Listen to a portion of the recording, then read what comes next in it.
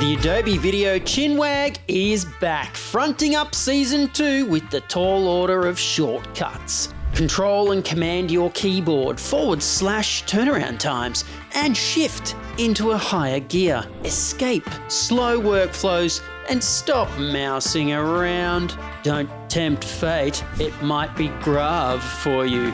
Be a winner by joining Jon Barrie and Paul Murphy this Wednesday at 7 p.m. Melbourne time.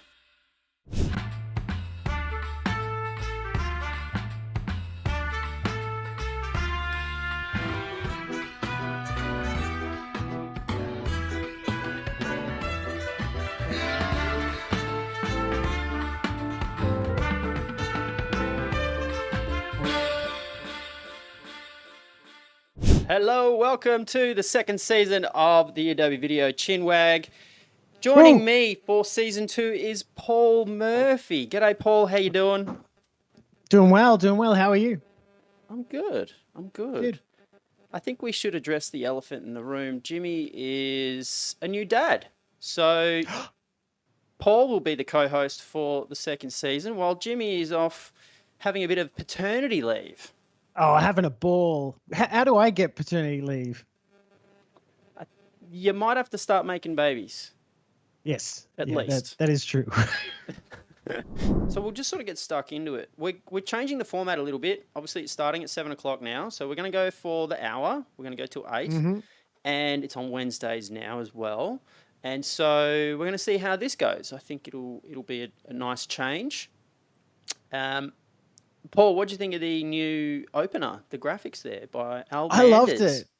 Yeah, I actually it just came on then, and every time I watch it, I find myself getting caught up in it and forget that I'm about to do a show.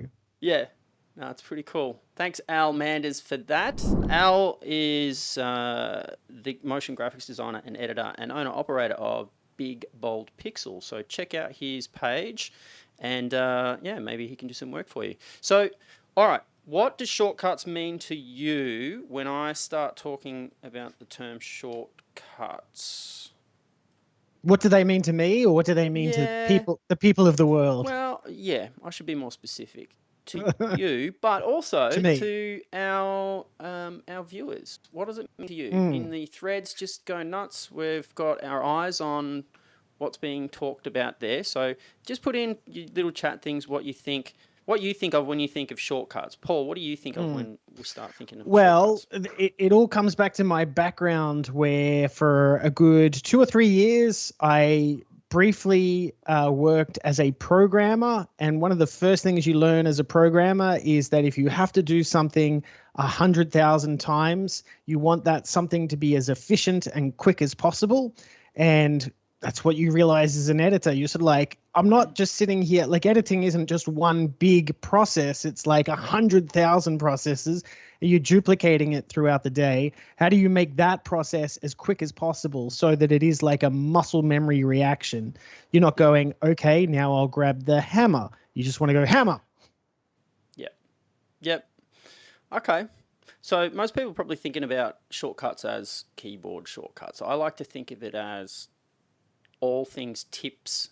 Shortcuts are clearly the keyboard stuff. So we'll go through the keyboard shortcuts, some of the essentials, the ones that are there, and if you don't know about them, well, shame on you. But that's why we have this show. And then we've got other ones of how to go about making them, but showing some of the ones that we use that are pretty essential as far as like troubleshooting and just those things that we've just found really useful over time. So then I think we'll just start looking at workflow things. So ways that we might arrange the user interface, things like that as well. So there's a few different topics, a few different actions that we can go through that demonstrate what shortcuts mean to us. So if you've got anything you want to see, throw it into the comments and we will take that on board and we'll see what we can do to put something together for you. Or just shortcut our way straight to your particular issue or interest.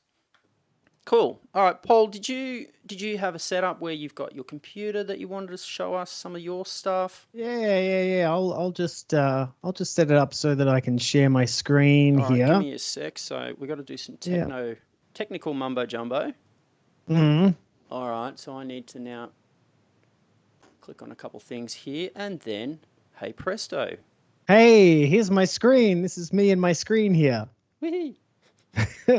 So this is just like I just basically had a think of like what are not just some of like the essential keyboard shortcuts, but also like what are some that like not a lot of people know. And I know that you've been putting out on this one on Facebook and social media, which is what we might call delete preferences or reset your preferences. And that is to hold down the Option or Alt key uh, when you're restarting. And that's just going to set Premiere back to the way it was when it was first installed. And, you know, as a freelancer, I used to do that because I hate the way people set up their machines, but it's also, as you say, a good troubleshooting thing. So any kind of weirdness with Premiere, just set it back to the way it was, will get you through it. And the addition to that is this plugin here, which is hold Shift and Option or hold Shift and Alt when you open it. That's going to delete your plugin cache.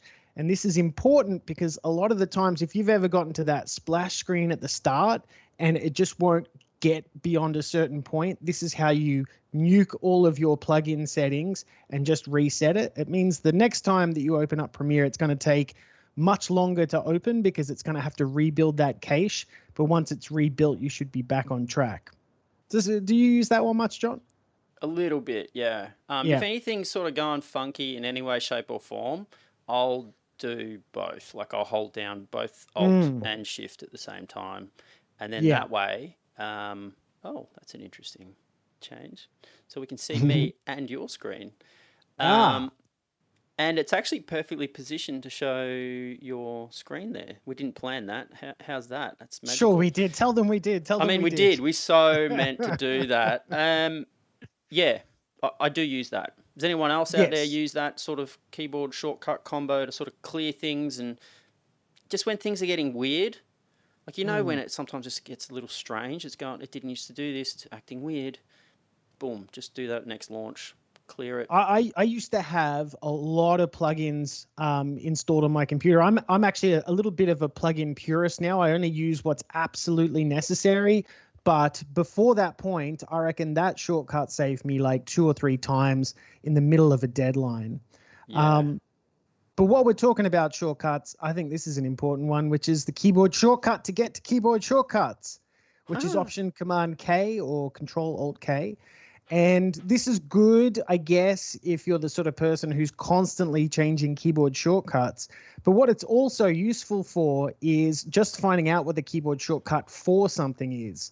So if I bring up my keyboard shortcut window here, I'm sort of like, look, I'm trying to do a ripple delete. Surely there's a key that makes that even faster. You type in ripple delete and there you can see the keyboard shortcut for it there. So I find that this is a really good reference to find out what the keyboard shortcut for something is as well.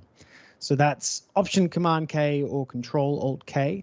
And I was talking to you earlier, John, about how I'm not sure if many people know this or not, but I'd be interested to know how many people out there know about the magic key in Premiere, which is, well, there's a lot of debate about what it's called. Some call it the grave key or the accent key, the accent grave key, the tilde key. It's the key on my keyboard, at least. It's above the tab key and below the escape key. And that's going to give me full screen for any panel where my mouse is. Right. So that's just tapping that particular key. So in my early days at Adobe, we were calling it the tilde key, which is actually the squiggly line that's at the top. So if you look at the keyboard and you go, oh, tilde, you don't then say question mark at hashtag. You go 1, 2, 3 and go across that way, right? So the symbol that's under that is actually the grave or accent key. And that's why we started changing the terminology, because technically if you hold Shift, then it becomes the tilde key. But anyway, we're getting technical, but yeah, it's the same I key. did notice that Cedric is in the chat, and this might actually like arc Cedric up to make his point about how we shouldn't be calling it the plus key. It should be the equals key. That's correct. It is, and it's actually hyphen and equals. Hyphen and equals. There you go. So from Yeah. now on, don't say plus and minus. You just want to say hyphen and equals. That's for you, Yes. Cedric. But I guess my point was that there is a variation on that key, which is to add shift to it. And that means that rather than having to move your mouse to wherever you need it to go, as I'm doing right now, shift will just do it to the active panel. So I can see that my project panel is active because it has a blue line around it. Shift tilde, shift grav will make that one the big one. Do the key again, goes back down to being really small. That's my sort of general shortcuts. This is one of Cool. my favorites. This is one of my absolute favorites that not a lot of people know about, which is let me show you what my project panel looks like in the middle of the day. I will have all of these folders open, and it starts to become a bit of nuisance. I've got folders within folders opened at the same time, and the idea that I then have to go in and sort of close these manually just seems ridiculous to me. Like one at a Particularly time. one at a time. So Yeah. that's where the magic option or alt key comes in handy. If you just click and close any one of these bins, they all close. Boom. And if you do it the other way because they're closed? Oh yeah, it's a toggle. So if you do it again, everything opens. So if you're like, I just know that file's in here, where is it? That's a huge one. I love the day that I discovered that key. Discovered it. Invented it, let's say. And just another sort of small one, which is the ability to toggle your view inside of the project panel. So you may be the sort of person who likes to jump between icons and list view, which you would use these buttons down here for, but there is actually a very simple toggle shortcut for that, which is just shift backward slash. So if I go in here, shift backward slash, I can just go from icons to lists. So it's a very quick way to do it rather than having to reach for the mouse and click those buttons at the bottom. Yep. So how do you define backslash versus forward slash? Because a lot of people over the years I've talked to, they go, which one's which? I just don't know. I have a way that I use to remember it, but I'm interested to know yours. Yeah. It's not until you start training people that you realize you have to differentiate in your mind. And the way that I think about it is I see a person on their side, either leaning forwards or leaning backwards. That's how I differentiate. Profile view of a person standing up, and in Western culture where we read left to right, back leans back, and the forward slash leans forward to read forward. Yeah, I have the same. It's funny how we got the same. We use the same analogy. That's so funny. We've never had this conversation, and we never read the same book. That's hilarious. Yeah. I'm gonna show you another one that's a little bit of a secret one that not a lot of people know about, and that is the ability to mark a split in your source monitor. So in your source monitor, if you wanted to set an in and an out, you would set it with an I and an O. But if you wanted to do something like a J cut or an L cut, so where the audio and video are different durations, it's not obvious how you do that here in your source monitor. You might drag it into your timeline to do that, but you can actually use the Alt or Option key. If I hold that down and I'm just going to click the end here and then click, you can see I've actually broken that into two different parts. So the gray top part is my video track and the bottom green part is my audio track.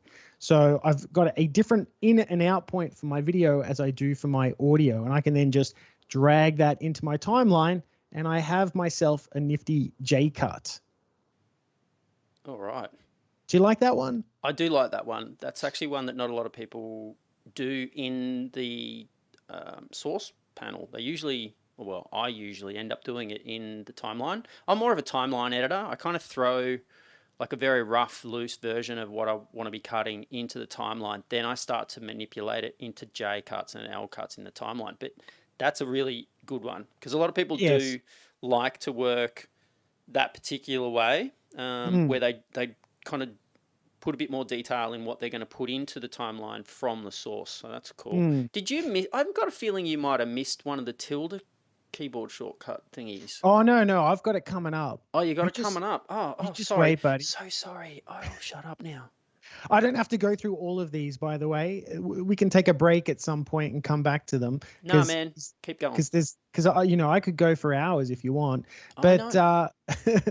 we've also got the ability to open our sequence in the source monitor. Now, you're going to have to ignore what I've got written here because it's actually changed in the last 3 or 4 years. It used to be Command or Control double click, but now if you want to open up your sequence in the source monitor, it's just Shift O.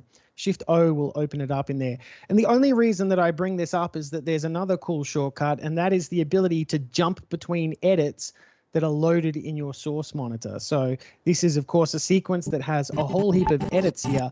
With it loaded up here in my source monitor, I can just use my up and down keys to jump between those edits. So I'm not sure why you would use that, but it's an interesting idea, I think. Yeah, sorry, there was a little bit of music there. I was fiddling around in my timeline and didn't realize there was audio. That's all right. Scrubbing. It just occurred to me some background music would be appropriate. And another one that not a lot of people know about, and that is the ability to toggle full screen. So, if you're showing this, this is like the classic situation for me. If I'm showing an edit to a producer, I find that all of the stuff that's not the picture on the screen is going to distract them. The time code's going to distract them. The little CTI is going to distract them. So you just want to get rid of that. And that's where this shortcut comes in handy, which is Control and tilde. So Control and tilde will just give me full screen picture. And I can still use your mouse will still be on top. So you kind of need to move the mouse away. Got to hide that, yeah. But you still have full control. J, K, and L will work for you. You can even set in and outs if you want, and then just Control tilde to get back to Control accent grave, back to where you want to be. And I believe that this actually adapts to source as well. So if I do have my source active, because I got the blue line around it, now I am looking at my source in full screen. So you can do it with your source as well. But if I have my timeline selected, by default, it's going to go to my timeline. Now, there's a question that's come up, and it's got to do with assigning keyboard shortcuts to specific effects. Mm-hmm. There is no, transitions. You've got the default transitions, and you define which transition is the default. But when it comes to specific effects, there is no way to do that inside of Premiere Pro, but there is a plugin. There is a paid plugin. Mm-hmm. I think it's Excalibur. Oh, yes, of course there is. It is insane. Very, very good. I've got to tell you, the people at Adobe are super impressed with this. It's really cool. I'll try and find the link and put it into the chat. So you keep going. I'll find the link to this Excalibur thing, and then people can check out the link to their site. I was very lucky to be on the beta testing for Excalibur, and when they sent it through to me, my first thought was, I don't understand it. There's just too much going on here. But as soon as you start playing around with it, you're like, oh my God, this is so much faster to work with. It's really, really impressive. I would like to just add to that question then, in terms of adding effects. I don't know if this will actually get us where we want to be, but how am I going to explain this? In terms of dissolves and transitions, so if I go to my cross dissolves, for example, let's go down to our video transitions and our dissolves. So at the moment, my cross dissolve is my default dissolve. And of course, I can get to that with the shortcut Control D will give me that. And you would think, okay, so then if I wanted something else to be a default, like say dip to black, I would have to then select that and make that the default transition. And now I can use that as my default transition. There is a little known way to have two transitions able to be used with shortcuts. And I'll just show you. If you go up here and do a search on actually, I think the word that we're searching for is fade. If you do a search on fade, actually, it's not fade, here we go. Apply audio crossfade transition. So here we have the option to apply audio crossfade transition and apply video crossfade transition. And these are unassigned shortcuts. So what I could do, for example, and what this is going to add, this is going to add the cross dissolve, and this is going to add, I think it's the constant gain effect. So if I was to change this to something like Command 1, for example, well, now Command 1, wherever I want, is going to add a cross dissolve. There we are, Command 1. But it also means that Command D is going to add dip to black, because that is my default. So you can actually have more than one default so long as one of them is a cross dissolve. That's cool. I've just zoomed in there. So can you actually just zoom in again on what you had? Yep. And then, so it's on cross dissolve right now, which is that custom keyboard shortcut you put in that was not assigned.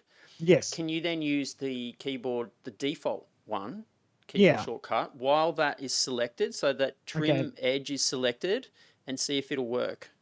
Oh, well, the trim edge is replace it, selected. like if you want to replace it. There you go. It's switched to my default, dip to black. Now, that's something to kind of be conscientious of. And this is another shortcut as a time saver. The playhead doesn't have to be over the actual edit point. If the edit point's selected, like it is now with that red trim, then that keyboard shortcut will apply the transition to that. And that's kind of another shortcut for later on, where you can actually select as many different edit points as you want, and then use the keyboard shortcuts to apply, well, you can even copy and paste a custom duration of the transitions, and you can apply it across all the edit points. Yeah, good point. And this, of course, works with audio transitions as well. And I actually find that on a lot of jobs, I'm switching between exponential and constant gain. So I find it comes in handy as well. But that's just a little known thing, that there are unassigned keyboard shortcuts for cross dissolve and for constant gain. So well worth taking advantage of. You know what? I didn't know that. There you go. I didn't know that. You've just taught me something. We're learning. We're all learning here. We're all learning.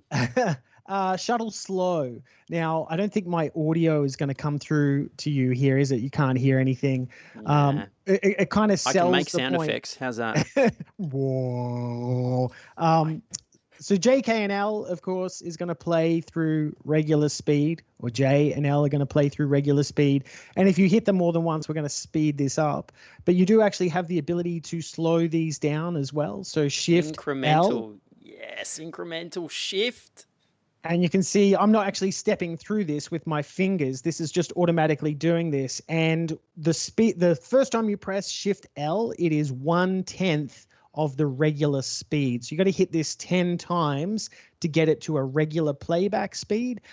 So if you're the sort of person who really wants to eyeball that pixel, it's a good way to get to that. The more you hit Shift L, you're going to speed it up. What I find I use this for the most is when I'm going through long documentary interviews, so like hour-long interviews, and I play them back double speed usually. If I go to triple speed, I can't understand what the person is saying. But if I do double speed and then Shift L, Shift L, Shift L, I can just get it faster, but I can still understand what the person is saying. So it's a good way to really speed things up, but really still understand what people are talking about. Yep, I used to do the same thing. I was on a cooking show, and so there was a lot of conversation. And instead of being at like 2x was sort of a little too quick. It was a little too chipmunky. And so what I would do is I'd then hold Shift and then tap J a couple times. So I'd go into 2x. So I'd tap L twice. Then I'd hold Shift and I'd tap J twice. So it was 1.8. And for me, that was a sweet spot. I find that when I'm editing people who English isn't their first language, probably around about like 1.8 is just the sweet spot for me. Otherwise, I'm usually around about like 2.5, 2.6, something like look that. At you. I'm really good. So humble. Yes. Now, this one isn't going to make any sense at all because you can't hear my audio, but I'm going to describe it to you anyway. And that is, I love audio scrubbing. audio scrubbing is probably like one of the most crucial things to my edit because I focus on the audio a lot when I'm cutting. And I really like the ability to drag my mouse and be able to hear all of those little audio samples slowed down. But there are times when I don't need that. And I'm usually listening to some music and I don't want to interrupt the music or anything like that. So some people might not know that Shift S is just going to turn off scrubbing. It's just going to turn it off so you don't have to hear it. I will also say it also speeds up your scrubbing. So if you're like on a big long timeline and you're dragging your mouse around and you feel as though it's lagging, that is usually because it needs a little bit more memory in order to give an accurate scrub. So if you can turn that scrubbing off with Shift S, you're probably going to get a smoother scrub around your timeline as well. Nothing like a good scrub. Nothing like a good scrub. And in your case, very important. Let's move on to the next one. I'm actually just ripping through this list at the moment. You are.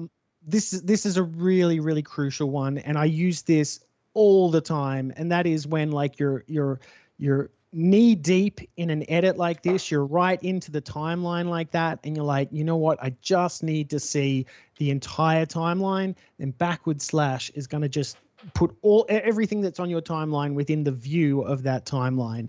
And it's also a toggle. So if I was really close and I just wanted to zoom out so I can see everything, if you hit it one more time, it's going to take you back to where you were before.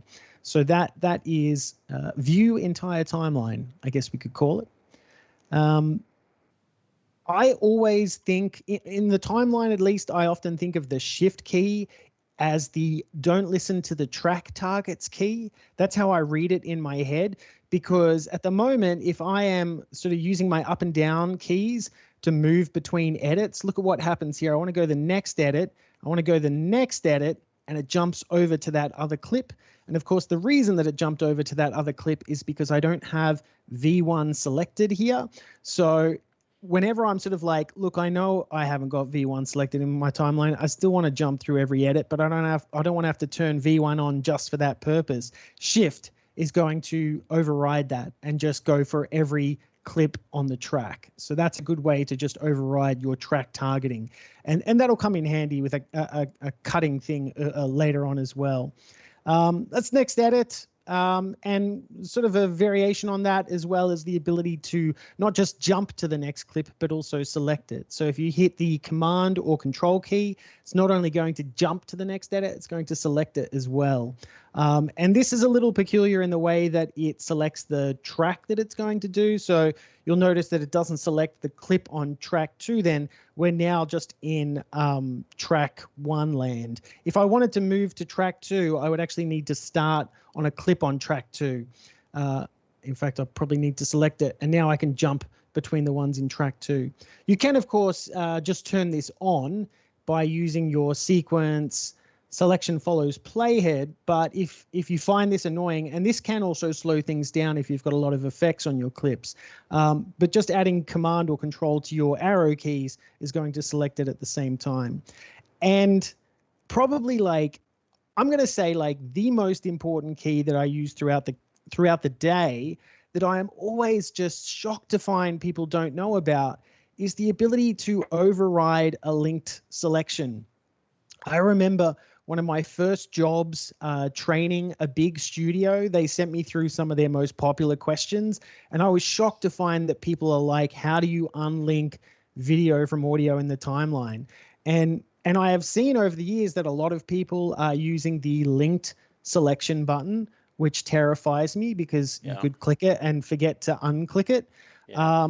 And even worse, oh my God, I am also seeing people doing things where they're unlinking it in the timeline. Look, I don't even know where the option to unlink it is, because I just never unlink something that's been linked together. And then they'll like shift this over here and then have to remember to then go and link it back together. Like that just terrifies me that people are working that way. And I fear for their sync. Even though I'm not working on their projects, I fear for their sync.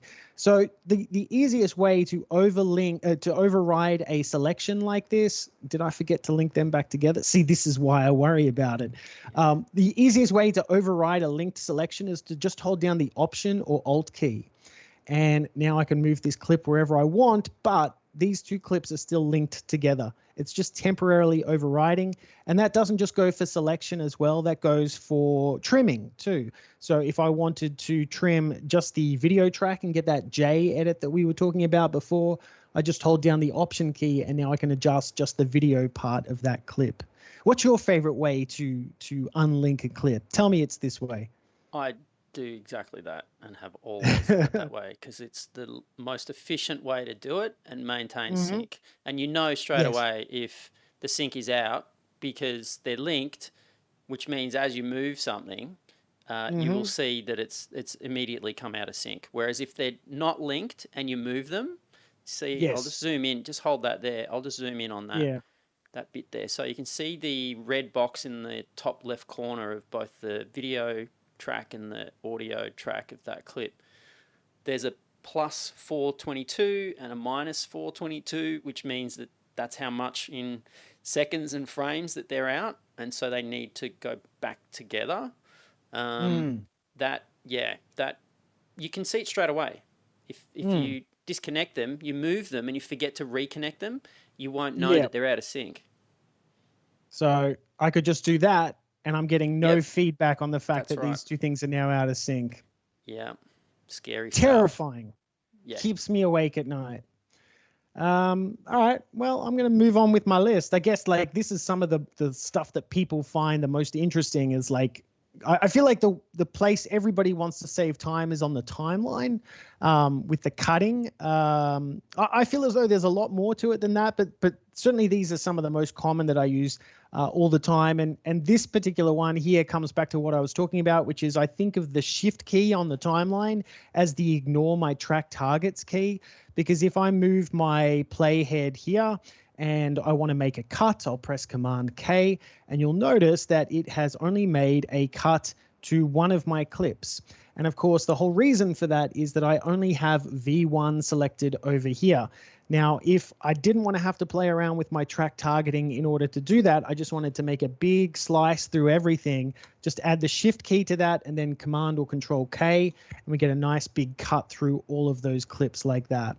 So Shift is always the override my track targeting tool. Yep, I kind of think of Shift as like the upgrade tool. It's like the upgrade.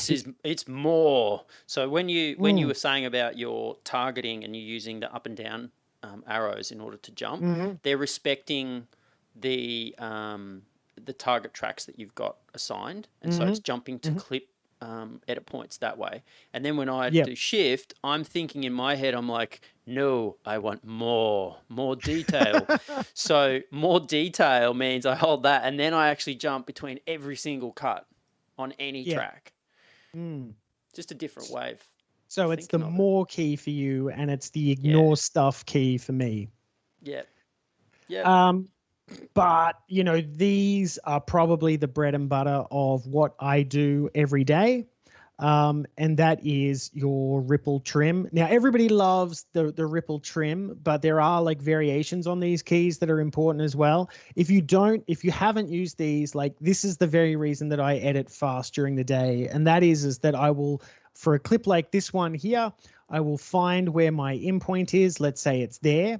And I want the clip to start there. I want it to delete everything before the playhead and up to the next clip. And I want it to close that gap, which of course, if I was to do it the terrible way, I would do like that, too many moves. But I could also do it with a ripple trim where I bring up my ripple trim tool and I trim it like that. Still too many moves. The easiest way to do it, too slow. The easiest way to do it is to just press the Q key. Q will just trim everything to the head of that clip. Yay. I remember showing some avid editors this and they lost their mind. Oh. They were super pumped. They were like, what? What'd you do? Do that again. Do you know who invented these keys? I'm going to say I did, but that's not true. Yes. Okay. I suspect I do. And I think I know him personally. And I may have written a book with him. Yeah. But I'm not gonna say just in case I was wrong. Maybe he took credit for them. I'm not sure. And of course, the inverse of that works as well. So if I want to trim the tail of the clip beyond my playhead here, then it's just W. And the way that I'm explaining this, it does seem a little bit more laborious than it is. It's actually super fast, because that means if I have a select sequence here and I'm just zipping through finding where the clip starts and where the clip ends, it's just Q, W, okay, okay, Q, W. It's as fast as that. You just get a really quick string out like that. And I use that all the time. Don't blink, you'll miss it. You'll miss it. E is another one. So E is the extend key. By the way, all of these, other than the ones that you went and made, all these keyboard shortcuts are there by default so far. Yes. Yeah. That's an interesting topic, actually, is that as somebody who's used Premiere Pro for a long time, I started off learning the Premiere Pro shortcuts. And to be honest, I don't customize that much outside of what's been default set in Premiere. I actually like the layout the way it is, although I know some people have preferences and change 2 keys to 1 key or something like that. But I use most of the defaults that they've come up with. And this is your extend key here as well. So, rather than reaching for your mouse and filling that gap like that, you can just move your CTI there, click the edit point and press E. And it's the bring it to me key, isn't it? It's like, take that clip. Yeah, take that selected edit point and move it to there. Mm-hmm. I use that a lot with like ripples. Yep. Not ripples, sorry. Rolls. Yes. I might use it with a roll edit. And it actually, well, we're diving into some other things here. We could probably do a whole kind of episode around trimming and like all the different ways you can go about trimming. Absolutely. Because there's so many ways. So we might hold off on that. Can I speak? I will bite my tongue. Hey, how am I doing for time? We're doing really well. I believe you've got some of your own shortcuts to get to. I do, but before we do that, I might sort of do a little call out for something that we're doing. We're going to actually have a prize at the end of the season. So, this is exciting. Okay, I'm going to show you the prize. So let's see. This is the prize. It's not this exact one. I've had this for a little while. I can guarantee it is an excellent pillow. It's a little cushion thing. It fits just here. So if I'm feeling a little snoozy while I'm cutting, I could just sort of have a little nap, right? Like that. It's all good. But it's pretty cool. It's got the Premiere logo on one side, and then it's got that Rush, the other video product, on the other side. And it's super sturdy as well. I have new ones coming in. These can only be bought by Adobe people from the special merch store in San Jose. They're coming in. So we're going to have a prize. Now, how do you get access to the prize? How do I get access to the prize? I know. I'm going to put the... there's a form to fill out, and it's basically a raffle. So I'm just going to copy this link. Oh, hang on. I made a really cool bit.ly for it. Let me do that. Let me find the bit.ly, silly boy. Should have had that prepared. And each week there will be a secret password that you have to add into it. So if you go in every week and you figure out what that password is, that's part of your qualifier, right? I'm not going to say what it is, but you might see it throughout the episodes. That's the one for this week. Okay, let's see here. I'm going to copy this and stick it into the live stream. And Bob's your uncle. There we go. I will put it into the description on the replay as well. Now, that will close at the end of the week before we start the next episode. So you've only got a week to kind of watch and then get your head around it and find out what that is and then fill it in. And you do it week to week, you get more chances to go in the draw. Then there'll be a randomizer that will choose a value out of a spreadsheet, and then we'll look at that cell and we'll see who the winner is. Cool. So there's that. That's a bit of fun. I'm pretty pumped. I showed that to a few people and they're like, whoa, where'd you get that from? I was like, okay, you're interested. And they're like, yeah, of course I'm interested. So I thought, let's do a prize. So, prizes, yummy. All right, cool. What do we got here? We're about 20 minutes. Maybe with the lag, it might be closer to 15-ish. What do you feel like doing there? Do you want to keep going with your stuff? Yeah, you know what? I reckon I've got 3 more to go through, All and right. they're good ones. But we are getting a little bit specialized now, All right. because we're going to talk multi-camera. John, do you use multi-camera very much? I do actually. I use it quite a lot, and not always for multi-camera work. Oh yeah, that's a good point too. Look, I haven't written it down, but the shortcut key to view a multicam in multicam view is Shift 0. So Shift 0 is actually going to show me all of those different angles there, and I can play them through all at once. Now, I don't know what people's like preferred way is of cutting multicam. I know that there's like the live way of doing it, which is to play and use 1, 2, 3, 4 to jump through their edits, 1, 2, 3, 4. And then when they stop playback, they'll notice that they have made edits in the timeline. And like that is great if you're like the sort of improv jazz kind of editor who just wants to watch it down and make the cuts as they feel them. I'm not that kind of person. I am a lot more thoughtful than that. So I'm usually like watching this down and I'm like, the cut point is going to be there. And this is where I use our shortcut, which is to hold down the Control 1 to 9 key, Control 1 to 9. So let's say we wanted to cut to angle 2 here. If I press Control 2, it's going to place a cut and it's going to change to camera 2 as well. So I'm a little slower than other people who like to do it live, but I'm like, yes, I want to cut to camera 3 here, Control 3, it's made a cut and it's switched to that angle as well. So that's how I tend to cut multicam.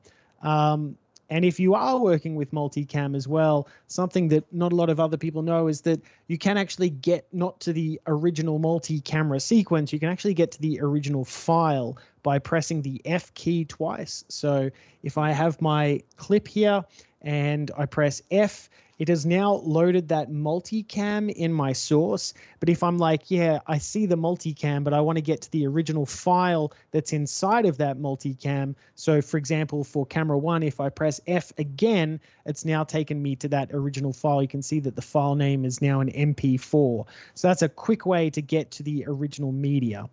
That works with nests as well. So if you've got a nest, yes, it will do the same thing. Of course, because they're the same thing. And yeah, then opening multi-camera clip as a sequence. So just Command or Control double click. This has not worked for a while. This is an old shortcut. Now probably your best bet is to go open in timeline. Boom. Oh wait, it didn't open it. Oh, that's because, oh, you know what? That's because I'm not on the multi-camera clip.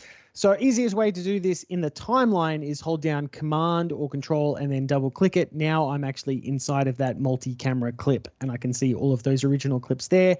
If I wanted to change the sync of anything, I can do all of that and it will immediately update in my multi-camera clip. So that's a good one for multi-camera. I just had 1 more to go, maybe 2 more to go. No, actually this one doesn't work, so I'll just delete it. Increments, working with increments for your effects. So for example, if I wanted to increase the scale of this, you probably can't see it very clearly on the screen. Let me zoom but in.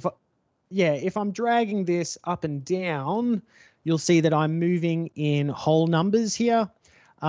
So I can only work in values of 1 for my percentage, but if I wanted to have more finer detail, I could hold down the Command or Control key, and now I'm actually working in decimals. So it's more finer control. This works with your arrow keys as well. So Command, you'll notice that I'm jumping up by 1 decimal at a time.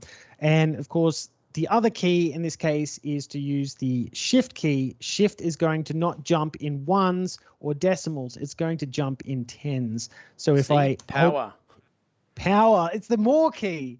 If I hold down shift, I'm now moving in values of 10. So I'm actually changing the increments by 10 without any modifier key. It's 1, and with command, it's just a decimal.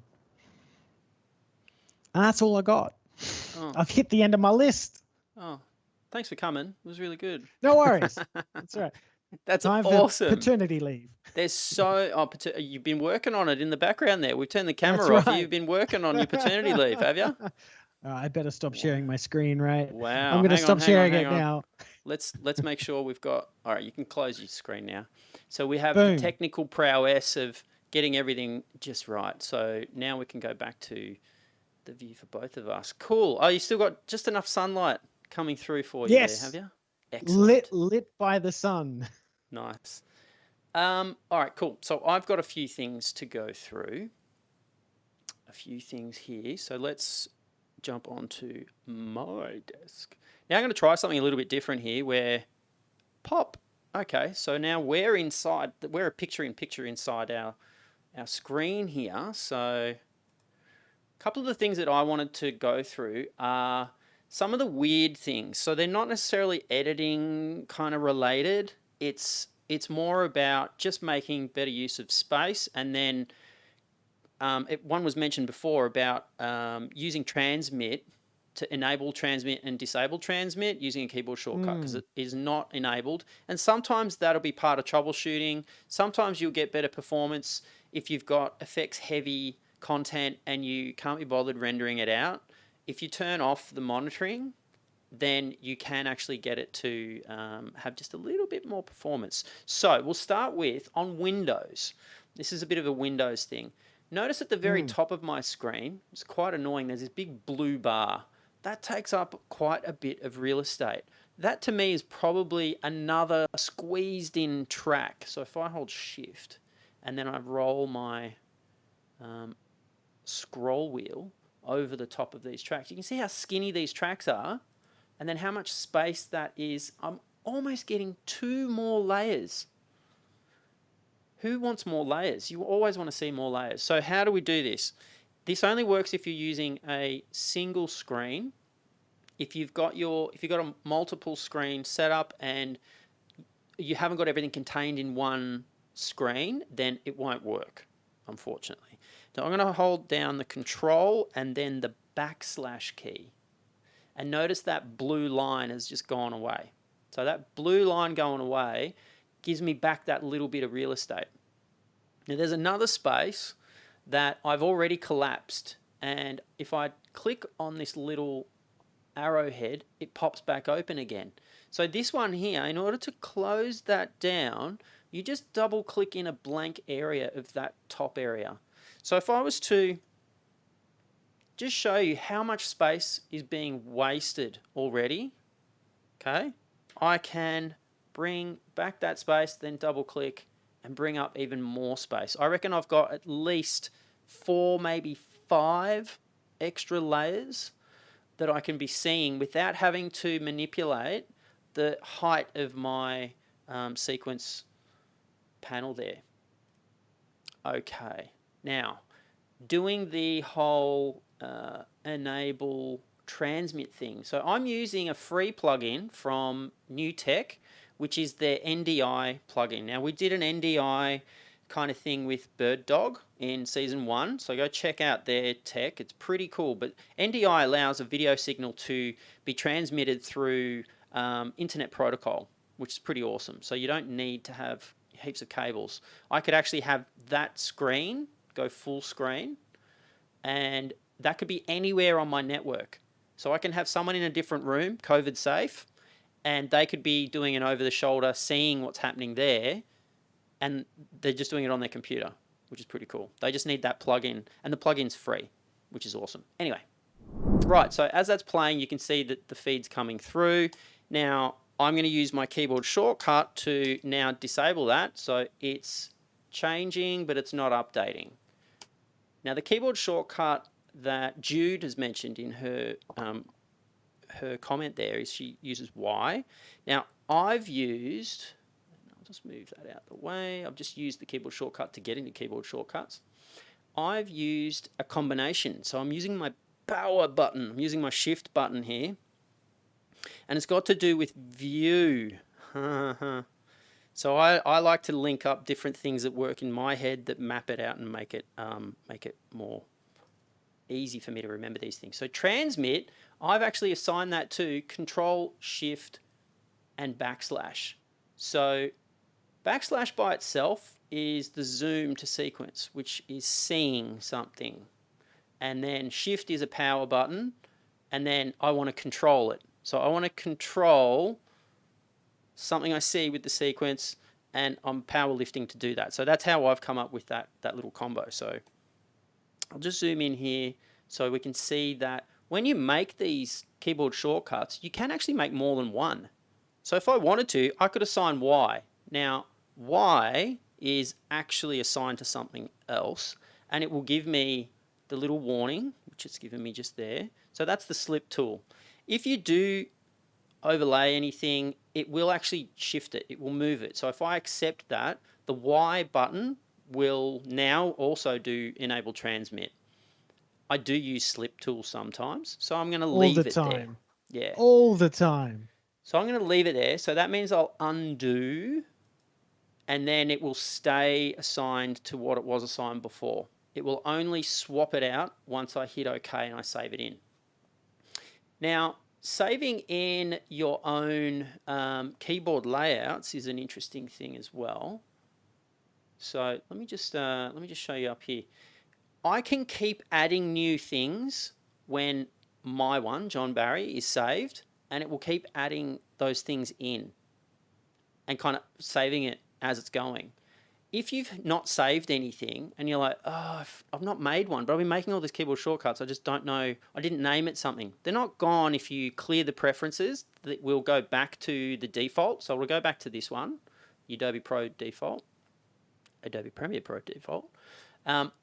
It's actually under custom. So all those things that you've been mucking around and playing with and setting up and you haven't done a save as, it's actually going to be stored inside custom. Now, this is kind of cool. If you've got any friends out there that are like, no, I'm not going to use Premiere, I can't figure it out, a lot of people still don't realize, this has been in for ages, but a lot of people don't realize that the Media Composer and the Final Cut Pro 7 keyboard shortcuts mostly are mapped in here. So if they've got muscle memory from Media Composer or Final Cut 7, let's say they're still using it, there's still some people out there that have it, they've got an older system and they still love it. You can show them that there's this and they might be a bit more inclined to move over and have a play because you don't lose all that muscle memory. Now what's really cool is if you wanted to have like a spreadsheet of all of them, you can click on this copy to clipboard, and then that's actually going to allow you to paste into a spreadsheet. Every single keyboard shortcut combination, everything is going to come out. So this list that I'm using to filter, if I was to sort of look through this whole list, and there's heaps within every single panel, there's a whole bunch of them. There's so many that are not assigned, you can then have a record of it somewhere else. So you don't have to go in and look. When I started paying attention to the customizable keyboard shortcuts about 3 or 4 years ago, there was probably about 1,000 of them. And since then, I think it's increased by over 200 new keyboard shortcuts. And that's not for new features. That's new, the ability to now add a keyboard shortcut to a command that couldn't beforehand. So the amount of options that are in there, like I can't even get my head all the way around it yet. There's just so much out there. Yeah.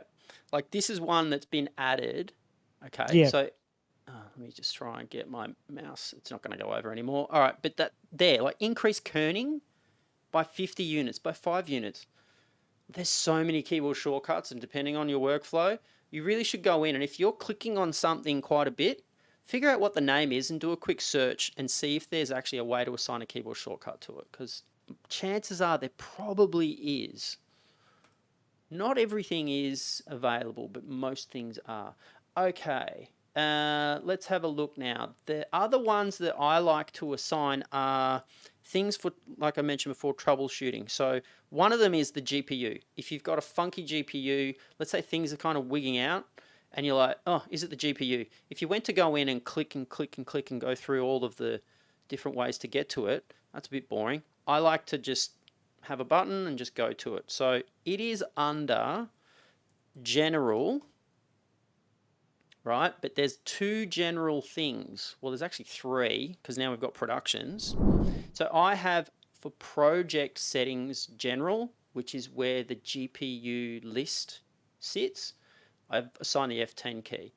Production settings has its own one as well. And then the edit preferences general, which is again a different general.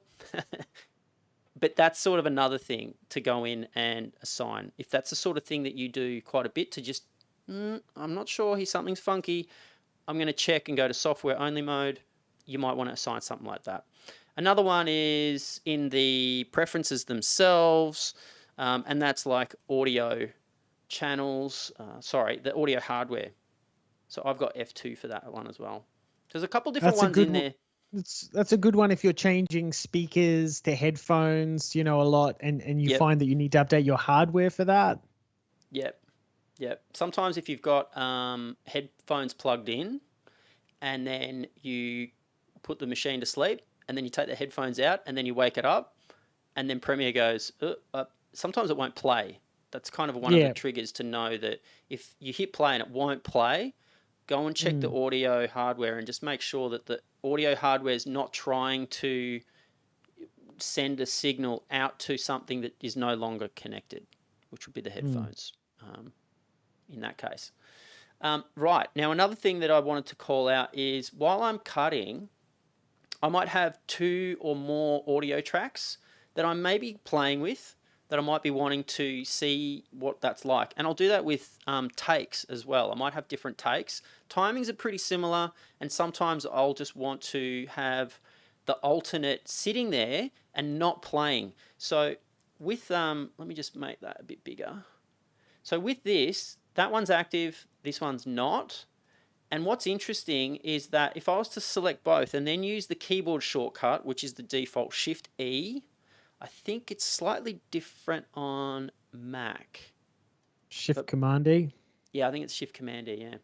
So basically, I'm toggling the enable, and when I do that, it actually changes the enable model for multiple clips. So if they were on, they'll now be off. If they were off, they'll now be on. And that's how I quickly switch while I'm playing back.